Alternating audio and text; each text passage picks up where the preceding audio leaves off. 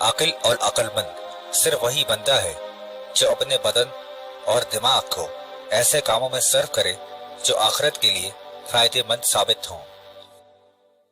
बुरी किताबें एक ऐसा मोहलिक जहर है जो जिस्म को नहीं, रूह को कुचल डालती हैं। अक्लमंद अगर बदी देखेगा तो एहसान ख्याल करेगा, और अगर देगा तो एहसान ना रखेगा तो नगरी में मैना रवि रहेगी। जिस बंदे ने आपको बाइज्जत किया है तो अपने पेशे को जलील करके किया है, यानी इज्जत सखावत से हासिल हुआ करती है।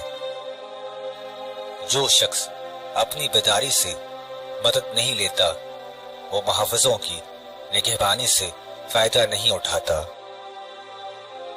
बेशक अक्ल सबसे बेहतर चीज है और तमाम उमूर के इन्हिसार इसी पर है। दीगर बाज़ अशिया ऐसी हैं जिन्हें हम ज़मरा देखने के बावजूद भी उनके वजीद की गर्ज़ गायत से नहीं समझते।